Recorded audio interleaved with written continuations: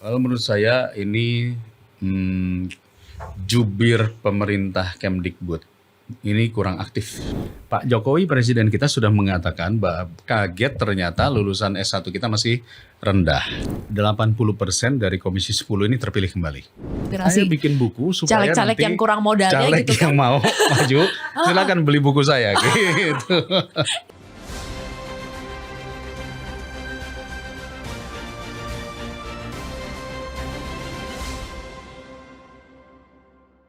Halo teman-teman, ketemu lagi di Si Paling Kontroversi dalam episode Si Paling lainnya.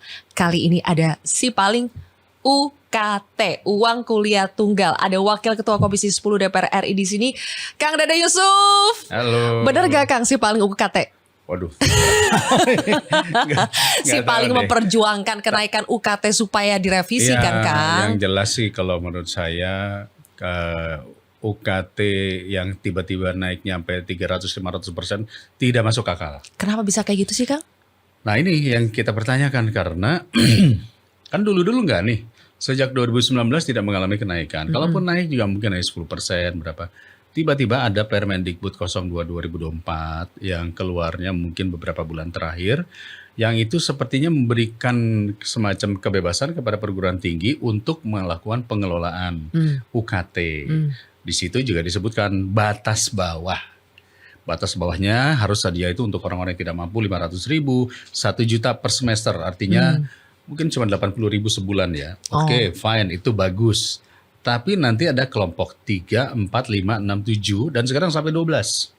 Itu kelompok-kelompok itu tergantung kampusnya. Mau bikin sampai berapa kelompok? Nah, ini yang kita masih belum dapat informasi karena dulu cuma sampai 9. Lalu kemudian naik menjadi 12. Dan yang di 12 ini besarannya adalah besaran gaji pendapatan orang tua. Oh, jadi masuk kelompok mana di UKT itu tergantung penghasilan orang tua? Penghasilan orang tua. Jadi ditanya penghasilan orang tua berapa. Misalnya penghasilan orang tua sebutlah misalnya 15 juta per bulan. Lalu dari 15 juta itu diambil kira-kira sebulan berarti berapa persen dia bisa untuk investasi pendidikan. Katakanlah 1,5 juta. 1,5 juta dikali 6. Artinya kurang lebih 9 juta dia harus bayar. Ini yang saya lihat belum ada dasarnya. Karena penghasilan orang tua katakanlah tadi hanya 15 juta. Ini masalahnya dia kan bukan hanya bayar uang kuliah. Ada cicilan mobil, ada cicilan rumah, ada macam-macam dan sebagainya. Anaknya bukan hanya 1. Anaknya 2 atau 3. Ada yang masuk SMA, ada yang masuk SMP, atau yang lain lagi. Nah ini yang tidak diperhitungkan secara masak. Menurut saya menghitungnya harus sesuai dengan GDP. Ya, atau kita sebutnya bukan GDP ya, penghasilan masyarakat Indonesia pada umumnya. Ketika masyarakat Indonesia masih di angka $4.400 per tahun, range-nya, mestinya investasi bidang pendidikan kita bisa ambil dari situ. Ya jangan dibandingkan dengan orang yang penghasilannya mungkin 1 miliar setahun kan belum tentu. Tapi kan kita berbicara rata-rata kebanyakan orang Indonesia. Jadi selama ini untuk rumus menghitung masuk ke kelompok UKT mana berdasarkan penghasilan orang tua itu juga belum transparan ya, belum ada rumus yang pakem gitu ya Kang? Itu yang tadi di dalam Permendikbud itu seolah-olah memberikan ruang kepada perguruan tinggi untuk membuat batasannya sendiri. Sehingga tidak ada batas atas. Nah kalau tidak ada batas atas, bayangkan coba ya Sylvia, Fakultas Kedokteran. Dulu mungkin batas atasnya 100 juta, sekarang 500 juta.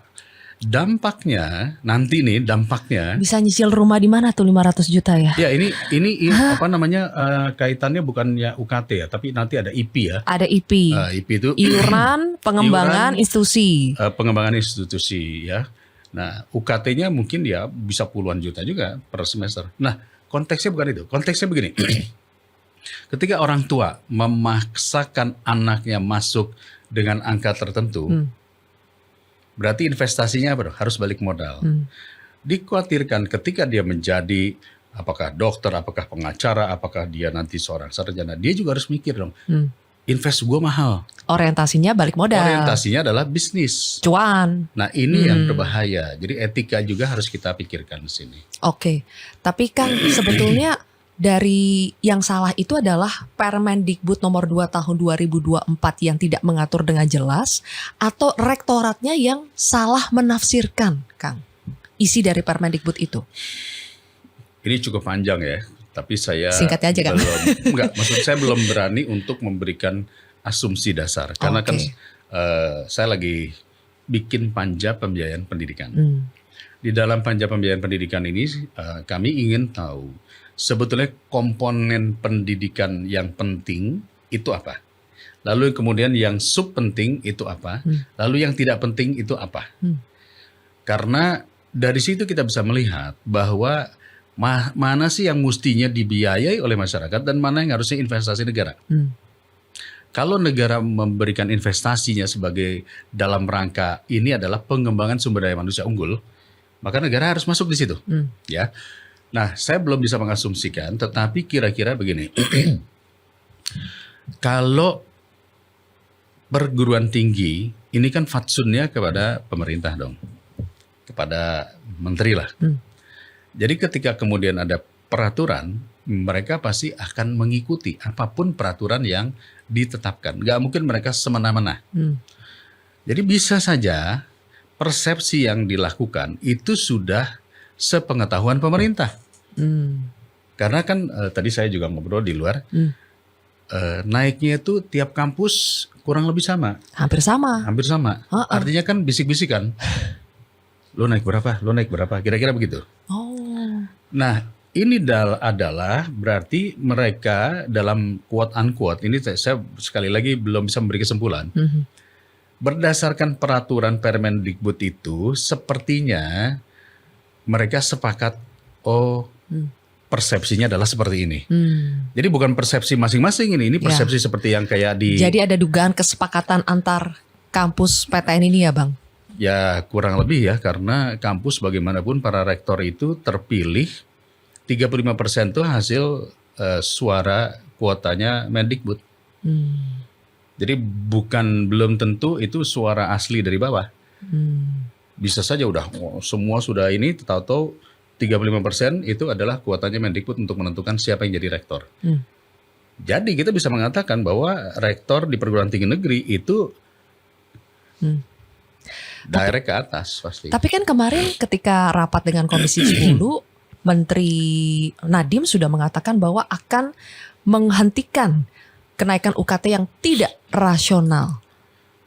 Ya. Sudah ada pernyataan seperti itu tuh Kang. Berarti kan sebetulnya dari Kemendikbud kita asumsikan kaget juga dengan ada kenaikan yang tidak masuk akal seperti ini. Kan udah 1 bulan Sylvia. Ramenya udah 1 bulan, kalau terus kemudian baru ada pernyataan setelah dipanggil Komisi 10 yang menurut saya yaitu taktis saja.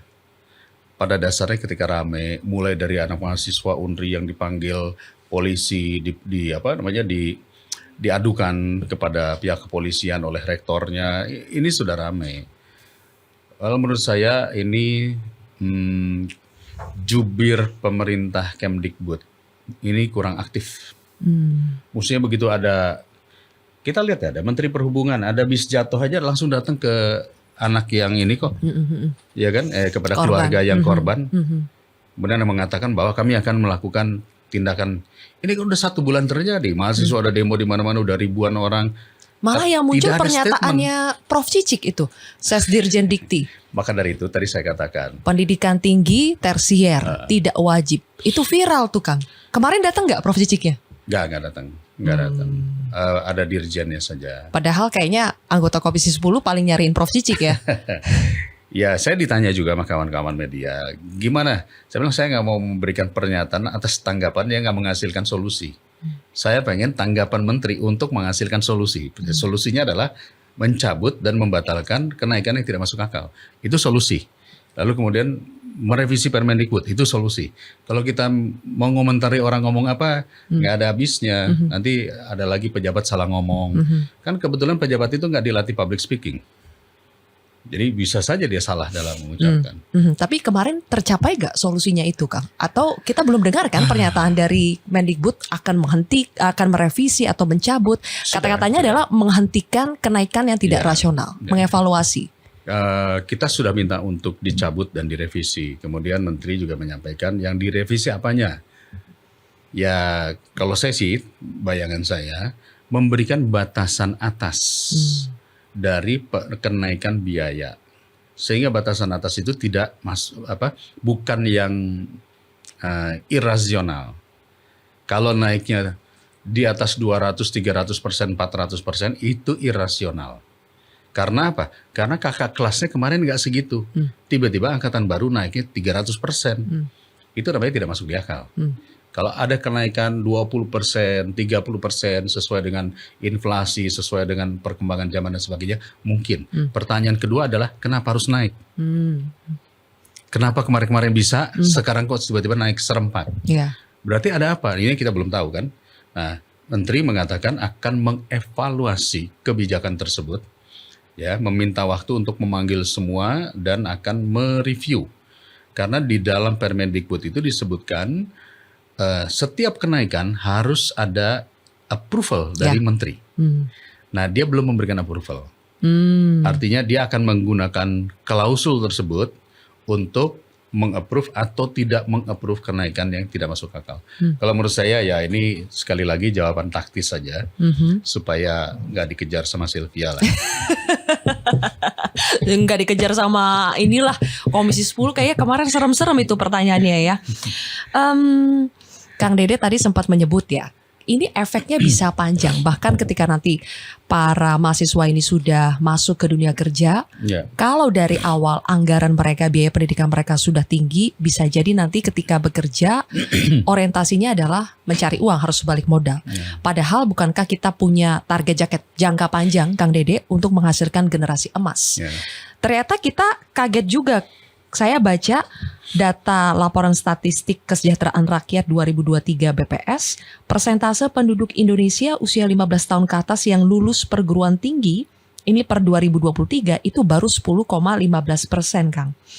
Itu angka yang miris sekali gak, Kang? Ternyata lulusan S1 kita tuh jumlahnya hanya 10% dari penduduk Indonesia. Beragam. Jadi begini, kebetulan saya sering sekali memberikan kuliah umum ke kampus-kampus berbicara tentang konteks pendidikan dengan dunia kerja. Karena dulu kan saya ketua Komisi 9 Ketenagakerjaan. Saya sudah bicara dulu tentang link and match antara pendidikan dengan dunia kerja. Ya begini, kalau kita berdasarkan data Kementerian Tenaga Kerja nih, bukan BPS ya, bahwa ada yang namanya angkatan kerja year on year per tahun, per setiap tahun. Rata-rata angkatan kerja kita ini itu 60% tuh hanya lulusan SMP dan SD. Sekitar 25%-an itu lulusan SMA dan SMK. 14-15% itu mengenyam diploma atau perguruan tinggi S1. Jadi yang disebut 10% bisa saja yang S1-nya. Yang diplomanya mungkin ada di angka 5%-an dan sebagainya. Nah, permasalahannya adalah era zaman sekarang ini kita sudah lompat setelah pasca Covid kepada industrialisasi berbasiskan namanya digital, otomatisasi, bahkan artificial intelligence. Yang mana itu tidak bisa lagi mengandalkan padat karya. Pekerjaan-pekerjaan padat karya seperti kayak ribuan orang bekerja di pabrik sebagai buruh. Atau mungkin juga kita berbicara operator-operator alat berat dan sebagainya. Semua itu udah pakai mesin. Semua sudah akan mengarah ke sana. Nah, siapa yang akan mampu bekerja pada sektor tersebut? Ya pasti orang-orang yang punya critical thinking. Punya kemampuan menganalisa dan seterusnya ya. Dan itu diajarkan di mana? Di perguruan tinggi. Ya, oleh karena itu, kalau kemudian pemerintah melalui Kemendikbud mengatakan berdasarkan APK, angka partisipasi kasar kuliah, memang 39%. Artinya dari jumlah penduduk usia itu ada 39% yang menikmati perguruan tinggi. Tapi ini nggak sama dengan data Kemenaker. Jadi masalah data saya hanya mengatakan begini saja. Kalau dari jumlah masyarakat kita baru di angka 39%, berarti lebih banyak dong yang pendidikannya hanya SMA, SMP, dan SD. Ya kan?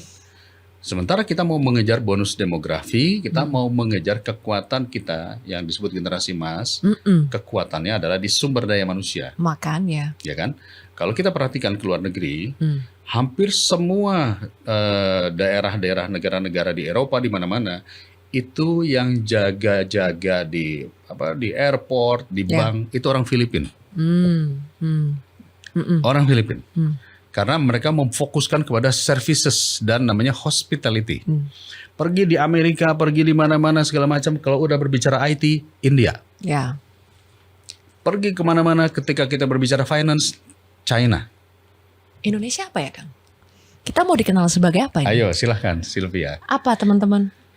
Ini boro-boro kita mau jadi generasi emas. Sekarang tuh tagline-nya generasi cemas, Kang. Nah, baik. Nanti Jadi, bentar lagi generasi lemas lagi. saya tidak berani bilang kita dikenal sebagai apa, tetapi fakta di luar, ketika kita mengirim tenaga kerja, rata-rata adalah tenaga kerja sektor informal. Cukup mungkin silakan di googling saja, informal itu apa. Ya. Sektor formalnya kita belum maksimal, karena sektor formal ini membutuhkan satu pendidikan minimal. Tadi kan diploma atau S1, memiliki sertifikasi, Certificate of Excellence-nya, Ya. memiliki banyak ijazah dan lain-lain. Nah ini belum kita penuhi. Oke, berarti kan Kang bisa dibilang kita masih sulit lah bersaing di dunia global ya. Di sisi lain, makanya kemarahan publik itu muncul ketika mendengar pernyataan pendidikan tinggi itu tersier, tidak wajib. Jadi gimana kita mau maju, gimana kita mau bersaing secara global kalau mindsetnya adalah pendidikan tinggi itu tidak wajib, itu pilihan. Apakah memang masih seperti itu, Kang? Mindset di pejabat-pejabat kita, makanya pendidikan kita nggak maju-maju. Ada dua faktor ya, pertama. Yang pertama itu ngeles juga ya. Siapa nih yang les? Di dalam dunia pendidikan itu ada yang namanya pendidikan primer, sekunder, dan tersier. Itu merujuk kepada namanya jenjang pendidikan. Primer itu berarti SD, SMP, sekunder itu berarti menengah, dan kemudian tersier itu pendidikan tinggi ke atas. Bisa saja diasumsikan seperti itu. Tetapi konteksnya saya nggak mau mencari-cari kesalahan, tapi konteksnya begini. Pak Jokowi presiden kita sudah mengatakan bahwa kaget ternyata lulusan S1 kita masih rendah. S2, S3 kita kalah dengan Vietnam katanya. Wah, banyak permasalahannya. Nanti saya akan jelaskan kenapa bisa kalah. Yang kedua, kalau kita mau melompat, kita mengundang Elon Musk datang ke sini, kita pengen bicara nikel, kita ingin berbicara finance, kita ingin bagaimana mengelola pariwisata kita, maka membutuhkan profesionalisme, membutuhkan kompetensi. Anak-anak muda yang memiliki kompetensi di dalam bidangnya. Maka ujung-ujungnya adalah di mana mereka belajar kompetensi di dalam bidangnya. Itu sebabnya pendidikan menjadi penting. Nah, pendidikan dirubah nih, mindset pendidikan dirubah. Katakanlah dengan yang namanya Merdeka Belajar ini sudah mulai dirubah menjadi lebih aktif, lebih produktif, magang di mana-mana dan sebagainya. Tapi ketika berbicara biaya, masih mahal. Itu sebabnya anak-anak muda, banyak orang tua mengatakan udah gak usah nerusin kuliah karena mahal. Nah, itu dia yang terjadi, Kang. Dengan adanya UKT Pahal ini, kita sudah mendengar ada banyak mahasiswa, calon mahasiswa baru yang terpaksa mundur padahal mereka sudah lulus tes. Kemudian ternyata kemarin kita dengar dari Mendikbud bilang bahwa UKT kenaikan ini diberlakukan untuk mahasiswa baru, bukan angkatan existing. Betul. Tapi kenyataannya yang angkatan existing pun mereka juga diberlakukan. Jadi ini missing point-nya di mana, Kang? Nah, itu saya nggak tahu. Kalau yang disebut yang existing diberlakukan itu harus segera dicegah. Nah, salah satu mencegahnya tadi merevisi Permendikbud ini, mencabut yang ada, dibatalkan. Karena ini sudah komitmen dengan kita bahwa tidak mempengaruhi yang existing. Jadi kalau ada yang existing, segera laporkan. Kami akan segera menegur kepada pihak pemerintah ataupun kampusnya. Karena ini hanya yang mahasiswa baru. Ya mahasiswa baru pun, sekali lagi ya, ini kenaikan ini terjadi, yang ramai ini adalah di perguruan tinggi negeri berbadan hukum PTNBH atau BLU. Masih banyak lagi perguruan tinggi lainnya, swasta, yang tidak naik. Jadi isunya nih, sekarang saya kasih tahu ya, isunya PTNBH belum sanggup mencari pendanaan untuk pengembangan kampus di luar biaya mahasiswa. Mestinya PTNBH ini semangatnya adalah kampus menjadi lebih mandiri dengan cara mengandalkan riset, kerjasama, aset, dan sebagainya. Di luar negeri begitu. Di Harvard, di Yale, di Oxford dan sebagainya berbagai mereka punya yayasan yang mengembangkan industri-industri. Jadi kampus bisa cari uang sendiri gitu ya kan? Ya, nah masalahnya adalah risetnya seperti apa? Kalau ternyata mestinya kan kalau industri mau menggunakan riset kampus adalah industri punya masalah, dia minta tolong di riset dong supaya ada solusi. Nah ini yang terjadi, anak-anak di kampus disuruh magang ke industri untuk mencari inovasi. Ya kata kata industri, ya ngapain kita beli risetnya kampus?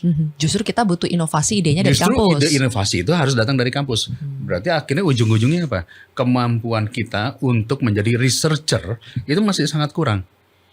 Ya kan? Nah, kembali lagi cerita itu tadi, karena akhirnya subsidi pemerintah dikurangi terhadap perguruan tinggi negeri yang tadinya ratusan miliar tiap tahun, sedikit demi sedikit dikurangi.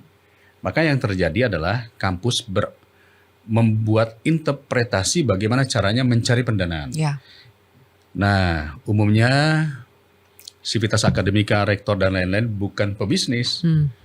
Cara yang paling mudah adalah student body. Maka dibukalah jalur namanya jalur mandiri ya kalau salah ya. Yang orang masuk itu jalur mandiri yang berbiaya sampai ratusan juta. Intinya ujung-ujungnya dibebankan kepada mahasiswa. Ya mahasiswa. Gitu. Nah, ini terjadi. Dan ini keluhan ini datangnya dari mana? Dari kampus-kampus swasta yang mengeluhkan kepada kami, Pak, gara-gara perguruan tinggi negeri membuka jalur sampai berjalur-jalur, mulai jalur undangan, jalur seleksi sampai jalur mandiri, dan dibukanya pun sampai berbulan-bulan, maka mahasiswa-mahasiswa yang punya kemampuan orang tuanya masuk semua di perguruan tinggi negeri. Yang tidak punya kemampuan baru masuk ke swasta. Akhirnya swasta tidak berkembang. Nah, ini fakta dan realita. Menurut saya ini nggak fair. Kalau kita berbicara undang-undang di mana negara harusnya mencerdaskan bangsa, maka negara harus investasi di pendidikan melalui apa? Melalui perguruan-perguruan tinggi negeri untuk mendorong siapa? Mendorong semua orang bisa kuliah minimal standar biaya pendidikan dasarnya. Bukan SD-nya nih ya.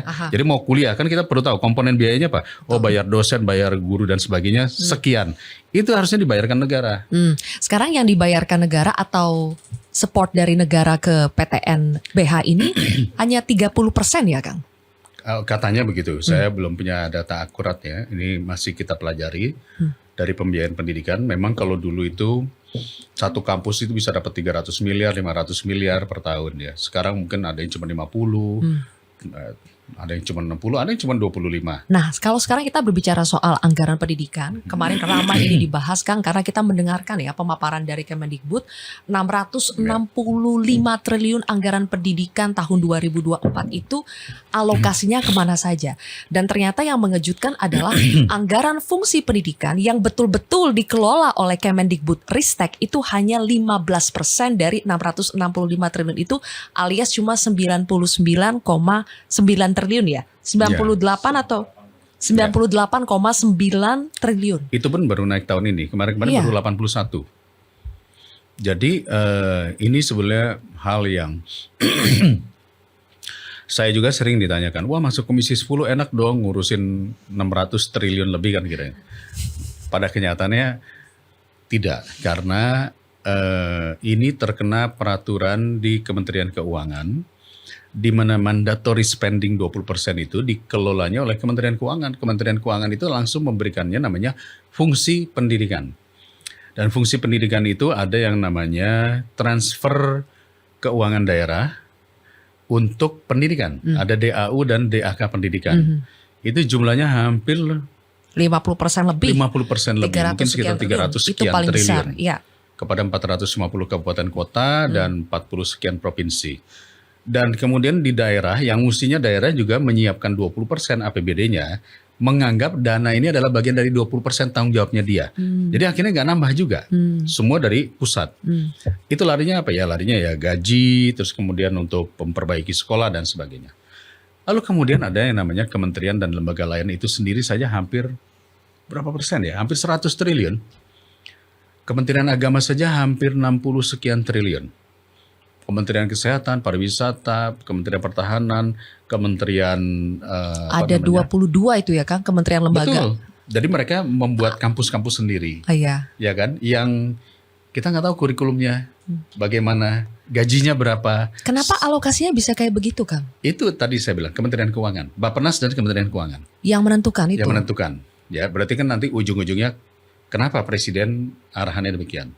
Akibatnya, Kementerian Pendidikan, Kemendikbud Ristek Dikti, kan panjang banget tuh.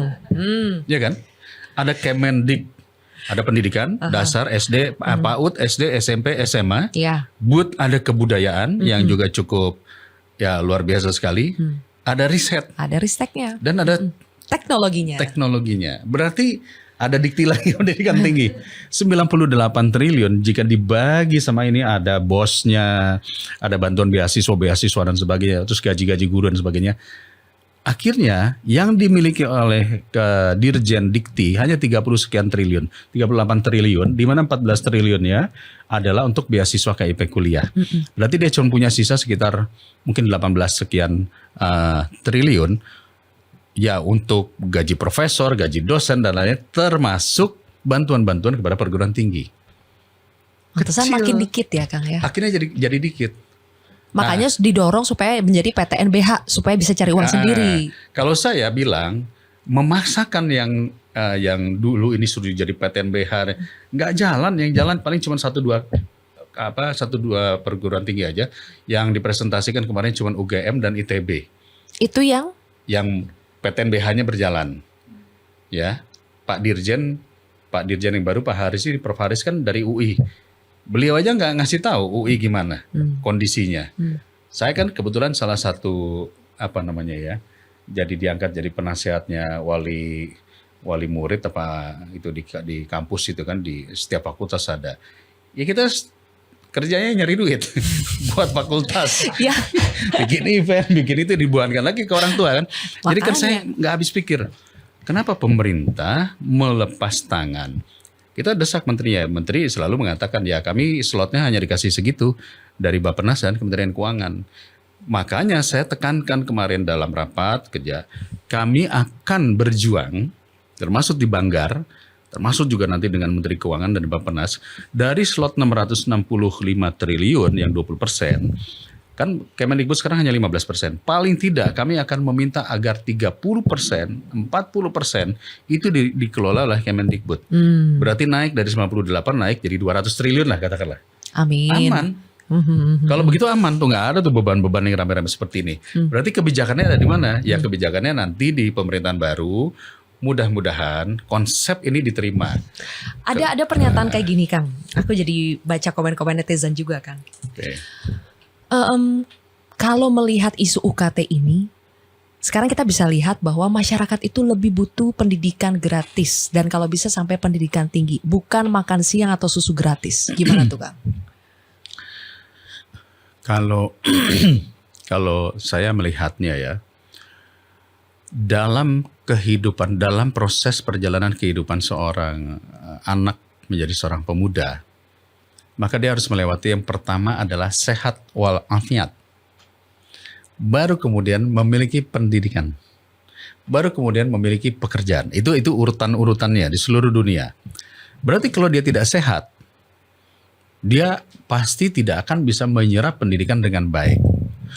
Makan siang gratis apapun nanti bentuk namanya, ini disiapkan sebenarnya untuk mengurangi defisit gizi yang sudah mulai terjadi pada anak-anak sejak SD, sejak usia dini. Berarti penting nggak? Penting menurut saya. Ini bukan kita lihat makan siang seperti kita umumnya ya. Buat anak-anak, buat anak-anak mulai dari level tingkat taman kanak-kanak sampai SD. Saya masih ingat ketika saya kecil itu, setiap siang itu kita makan bayam, bubur di sekolah. Karena pada saat itu zaman saya masih kecil, mungkin tidak sesejahtera zaman sekarang ya. Tidak banyak orang yang punya privilege untuk mendapatkan bayam, kangkung dan lain-lain. Ya kan, telur dan lain-lain. Jadi poinnya itu dulu. Oke. Nah, poin kedua, kalau menurut saya apapun bentuknya, alokasi anggaran pendidikan harus menunjang standar biaya pendidikan. Tadi saya katakan, negara harus invest dulu kepada standar biaya pendidikan. SD berapa sih standar biaya pendidikannya? Bos ini cukup atau tidak? Kalau ternyata cukup untuk membiayai standar biaya pendidikan. Yang lainnya itu boleh yang namanya peran serta masyarakat. Tapi standarnya dulu. Ya. Sampai level kuliah, standar biaya kuliah tuh berapa sih? Toh kami memberikan katakanlah beasiswa KIP kuliah atau bidik misi dulu. Ada yang 2,4 juta per semester. Ada yang 4 juta per semester. Berarti bisa dong 2,4 juta, 4 juta per semester untuk membiayai siswa. Ya kan? Berarti itu ada standar dong di situ. Di atas itu berarti substandar. Artinya services, mungkin gedungnya bagus, WC-nya pakai pancuran emas atau apapun, kita nggak tahu. Berarti sampai tahun 2024 pun kita masih bicara standar saja belum beres ya Kang? Karena enggak, kalau standar itu sudah ada. Kita harus tahu dulu, di atas standar ini apa? Gunanya untuk apa? Kan kalau standar ini, lo yang 2,4 juta, yang 4 juta saja per semester, bisa tuh ada ratusan ribu, ada hampir 1 juta mahasiswa yang diberikan beasiswa seperti itu dan bisa. Oke. Artinya apa? Artinya kalau kita bisa tahu, negara invest lebih banyak lagi dong di beasiswa tadi. Setuju. Sehingga misalnya saat ini baru 1 juta, kita naikkan dong jadi 3 juta. Sehingga nanti biaya tambahan di atas itu bisa di cover orang tua dengan sangat minim. Semoga di pemerintahan baru ini Kang kita betul-betul bisa melihat anggaran fungsi pendidikan yang dikelola Kemendikbudristek atau apapun nanti namanya itu bisa jauh bertambah Kang. Karena begini, ngomong-ngomong soal nomenklatur ya, kan sekarang sudah beredar rencana untuk menambah jumlah kementerian. Dari 34 katanya mau ditambah jadi 40, tapi jumlah pasti kita tidak tahu. Tapi sudah muncul analisa-analisa kalau ini ditambah kementeriannya otomatis anggaran akan terbagi-bagi lagi nih. Apakah ini nanti juga bisa sampai menyentuh anggaran pendidikan yang seharusnya bisa ditambah tapi karena nomenklaturnya bertambah malah berkurang posnya? Apakah Komisi 10 yang sekarang ini Kang bisa mendorong memastikan kalau nanti anggaran pendidikan di pemerintahan yang baru itu bertambah bukan justru berkurang kalau nomenklaturnya bertambah? Saya dengar sih bertambah ya. Dari 660 sekian bertambah jadi 750 triliun. Pertanyaannya nanti adalah ini dipecahnya kemana? Iya. Ya kan? Oleh karena itu ya kita mungkin dalam kurun minggu depan atau mungkin 2 minggu lagi kita sudah mulai pembahasan anggaran 2025. Ya, kita akan bahas itu. Tapi kalau nomenklatur kementerian dipecah jadi apa kita belum tahu. Perlu gak menurut Kang Dede? Sekarang kan panjang kali lebar tuh Kemendikbudristek. Kalau saya sih jujur menurut saya perlu dipecah. Yang dipecah apa? Diktinya dipecah. Kenapa Kang? Ada perbedaan antara mengurus Dikdasmen, pendidikan dasar menengah. Itu punya sebuah skema yang sendiri. Ketika berbicara perguruan tinggi, apalagi ada riset ya, itu berbicaranya harus kepada levelingnya tuh sudah level bagaimana kita mencapai persaingan tenaga kerja di kemudian hari. Artinya bisa dengan ASEAN, bisa dengan Asia, bisa juga dengan internasional. Karena ujung-ujungnya adalah ini yang kita mau cetak jadi generasi unggul. Ini berarti ini kita loloskan sampai selesai kewajiban pendidikan dasar menengah sesuai undang-undang. Tapi ini adalah, ini baru kita nih, ibarat itu kawah candra di muka baru untuk menjadikan sumber daya manusia unggul. Kalau pemerintah, political will-nya adalah SDM. Tapi kalau political will-nya masih berkaitan dengan ekstraktif, tambang, migas, kelapa sawit dan sebagainya, maka pengembangan UMKM, industri kreatif, potensi anak muda ini mungkin terabaikan. Karena kan adanya di pendidikan. Gitu. Tapi sampai hari ini kita masih bicara soal polemik UKT. Baru tadi kita dengar tuh di berita ada lagi yang diintimidasi oleh entah siapa ya karena protes unjuk rasa soal UKT. Kang Dede terakhir untuk bahas topik soal UKT. Jadi apa yang bisa dijanjikan Komisi 10 kepada para mahasiswa yang merasa sekarang berada dalam ketidakpastian, para orang tua yang sudah mulai pusing sekali memikirkan biaya kuliah anak-anaknya, solusinya? Ya, saya tentu tidak bisa mengatasnamakan satu komisi ya, tetapi begini, semangat kawan-kawan di Komisi 10 dari hampir semua partai adalah tidak sepakat apabila pendidikan berbiaya tinggi. Pendidikan itu harus berbiaya terjangkau. Kalau dibilang gratis mungkin yang untuk level di pendidikan dasar. Tapi ketika makin tinggi memang ada biaya tetapi harus terjangkau. semua orang punya hak dan kesempatan meraih cita-cita melalui pendidikan. Berarti harus terjangkau, ya kan? Nah, kita sepakat soal itu. Maka Komisi 10 akan mendorong pemerintah sekali lagi agar berhati-hati dalam membuat skema-skema kebijakan yang memberatkan masyarakat. Karena kita tahu masyarakat punya uang dan investasi tidak hanya habis ke pendidikan. Ada hal-hal lain, ada kesehatan, ada daya beli dan lain-lain. Jadi konteksnya kami terus berusaha di sisa masa bakti kami tinggal 4 bulan kan sampai Oktober. Mudah-mudahan saya masih tetap di Komisi 10. Kita akan terus memperjuangkan dan yang paling penting adalah perjuangan kita adalah menaikkan anggaran pendidikan Kementerian Pendidikan agar tidak lagi carut-marut ibaratnya hanya bisa membantu sedikit demi sedikit. Oh ya, by the way Kang Dede ini adalah caleg petahana yang lolos lagi ya. Jadi udah berapa periode Kang Dede? Wah belum lah, baru 3. Baru 3. Banyak ya, udah 3 kali ya. Oke, kita ganti topik dulu, persoalan sedikit mereview soal pemilu kemarin dan juga pilkada yang bakal sebentar lagi datang. Kang Dede, kok bisa di antara sekian banyak caleg petahana yang gagal kembali ke Senayan, Kang Dede ini lolos lagi? Gimana tuh caranya, Kang? Pertama, 80% dari Komisi 10 ini terpilih kembali. Oh, kuncinya berarti komisinya? Salah satunya adalah komisinya. Ketika kita berbicara komisi yang lebih banyak membicarakan tentang kesra, kesejahteraan rakyat, ya di situ ada kesehatan, ada pendidikan, ada agama, ada masalah sosial. Kita itu setiap kunker, setiap kunjungan spesifik menyalurkan program-program itu kan langsung touch kepada masyarakat. Jadi individu. Kita tidak berhubungan sama kepala desa, tidak berhubungan sama bupati, tidak berhubungan sama lembaga-lembaga besar. Misalnya kayak orang memberikan jalan, membantu jalan. Yang meresmikan kan bupati. Artinya begitu. Nah, konteks inilah yang kemudian saya lihat kawan-kawan ya, termasuk di Komisi 10 ada yang dapat 270.000 suaranya. Ada yang dapat, pokoknya rata-rata itu kalau nggak posisi pertama, kedua, ketiga lah rata-rata. Ibu Anita Gah yang ada di komisi saya dari fraksi Demokrat tertinggi di dapilnya. Pak Andreas Pereira tertinggi di dapilnya. Jadi rata-rata saya tanya juga sama mereka, kenapa? Ya Kang Dede, karena kita hampir setiap minggu ketemu emak-emak yang anaknya sekolah. Hampir setiap saat kita ketemu guru. Jadi kami menampung curhatnya para masyarakat. Nah, berarti kalau ditanya kuncinya apa? Pilihan komisinya. Komunikasi.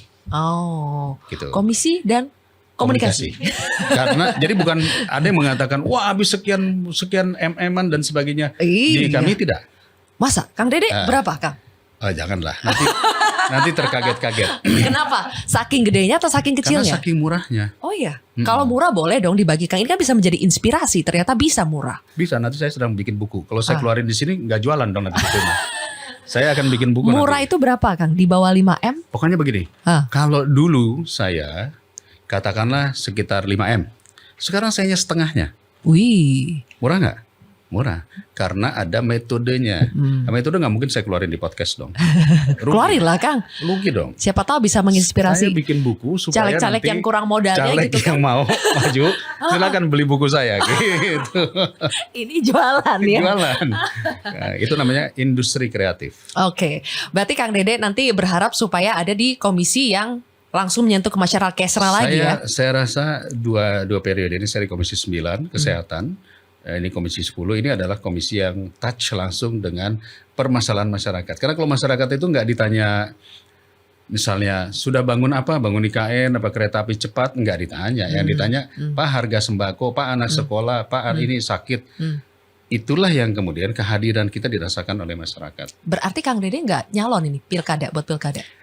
Sebetulnya tadinya disuruh nyalon, Sylvia. Saya sudah. Jawa Barat ya Kang ya? Ya Jawa Barat dan DKI salah satunya juga tawarkan suruh. Saya mencoba untuk melihat perkembangan KPU. Kan KPU ini kan kemarin ngomongnya tidak perlu mundur gitu kan.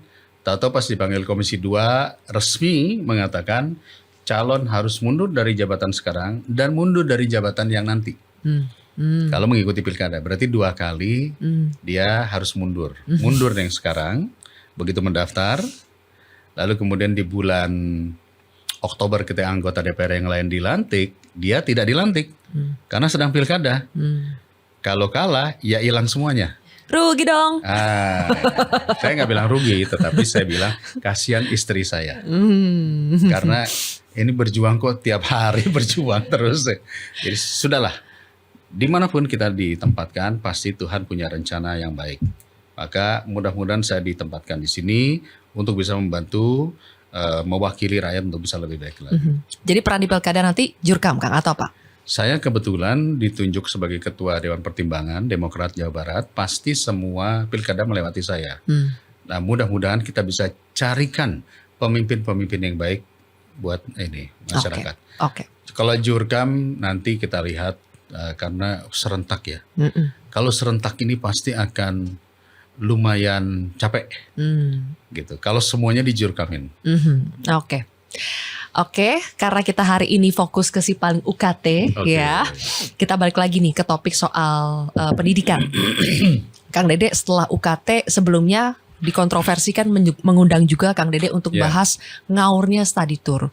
Setelah kecelakaan bus SMK Lingga Kencana itu ternyata baru-baru ini kejadian lagi, ada SMP PGRI, kemudian ada juga korban yang tewas.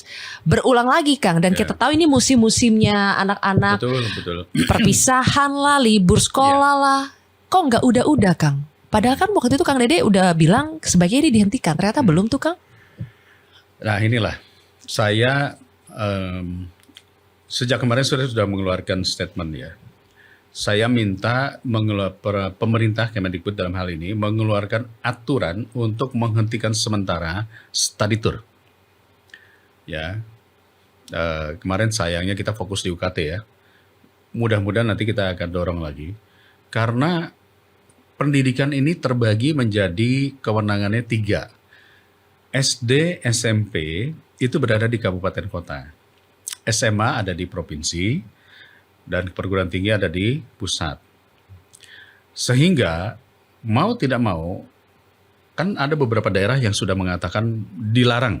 Saya salut itu. Berarti apa? Gercep. Kalau misalnya mengatakan ini kok bisnya remnya yang blong malah study tournya yang dihilangin, masalahnya bukan itu. Masalahnya adalah sementara. Karena kalau mau nunggu semua rem-rem blong truk diperbaiki saat ini, nggak akan jalan. Mungkin besok kita mendengar lagi kecelakaan lainnya. Tapi kalau langsung ada pemerintah mengatakan stop sementara tahun ini tidak ada study tour, ganti jadi karya wisata atau pentas seni di sekolahnya. Kan sama juga ada perhelatan, ada apa. Ini kan lagi musim perpisahan nih, lagi musim-musim kelulusan. Pasti banyak dong travel-travel yang kita bilang abal-abal lah gitu ya, yang menawarkan dengan biaya yang murah. Dan kalau kita perhatikan kadang-kadang pernah dengar nggak cerita video viral yang pelan-pelan Pak Sopir, pelan-pelan. Iya. Itu kan teriakan ibu-ibu ketika di dalam bis wisata yang jalannya seenak-enaknya. Nah ini terjadi pada anak-anak kita. Nggak ada cara lain, stop sementara. Evaluasi kembali. Gitu. Ya, masalahnya ya apakah pemerintah kemudian takut nanti didemo lagi sama yang pengen ikut study tour? Kalau menurut saya tegas, pemerintah harus tegas. Apa mesti menunggu korban dulu atau bagaimana? Nah, kami di DPR kita sepakat udah tunda dulu untuk tahun ini, jangan ada study tour dulu. Itu juga modus lainnya untuk mencari uang. Dicurigainya seperti itu kan. Kita sudah dengar cerita-cerita bagaimana pihak sekolah ini dalam tanda kutip bermain dengan pihak travel supaya mereka dapat cashback atau dapat diskon yang ujung-ujungnya cari uang buat sekolah atau buat oknum lah ya. Yang seperti itu bagaimana menindaknya Kang? Pengawasannya selama ini nggak kita lihat ya? Saya sih bukan orang yang langsung mau menjudge bahwa sekolah salah. Mungkin kalau Mbak Sylvia perhatikan di sekolah-sekolah yang hidupnya dengan bos bagi sekolah yang siswanya mencapai ribuan, dia mungkin cukup. Tapi kalau yang di satu sekolah dia siswanya hanya 200, 300, apa uang dikalikan, katakanlah bos itu berapa sih sekarang? 1 juta lah katakanlah. Katakanlah 300 juta per tahun membiayai seluruh kegiatan dan gaji-gaji, apa cukup? Nggak cukup. Pasti tidak cukup. Itulah salah satu sebab kenapa banyak guru-guru dibayar hanya 300.000 honorer. Karena memang mereka nggak cukup. Mereka mau cari tambahan, akhirnya wah ini kan sudah gratis. Nah yang paling mudah, yaitu tadi paket-paket tur-tur tadi. Jadi kalau ditanya apakah itu, mungkin kalau yang tadi saya bilang yang siswanya sudah ribuan masih bikin study tour yang enggak, itu nggak benar. Tapi kadang-kadang memang ada sekolah-sekolah yang tadi kalau hanya mengandalkan bos, mereka belum tentu survive. Nah ini yang tadi bagian daripada panja pembiayaan pendidikan kita. Cukupkah bos bagi sekolah? Balik lagi ujung-ujungnya ini masalah kebijakan anggaran ya, pembiayaan anggaran. Lagi-lagi. Oke, Kang Dede, terima kasih banyak waktunya di Si Paling Kontroversi. Kita menitipkan banyak sekali ini. Mudah-mudahan dari Komisi 10 atau dimanapun nanti Kang Dede berada bisa tetap memperjuangkan ya. Memperjuangkan program-program yang memang berpihak kepada masyarakat, terutama di bidang pendidikan dan juga kesehatan. Karena jujur, Kang Dede, kita miris sekali mendengar karena kita semuanya di sini berkuliah, itu masih ada tuh Nabila, anak magang kita. Mungkin dia kepikiran juga kalau biaya kuliahnya. Nabila nggak naik. Ya, nggak naik ya Nabila ya. Kamu alhamdulillah nggak naik, kalau biayanya yang lain pasti masih banyak yang sedih, susah, kepikiran. Mudah-mudahan ini bisa segera ada solusinya. Terima kasih Kang Dede sekali lagi sudah hadir di Si Paling Kontroversi. Ini dia Si Paling UKT Kang Dede Yusuf. Sampai jumpa teman-teman, bye.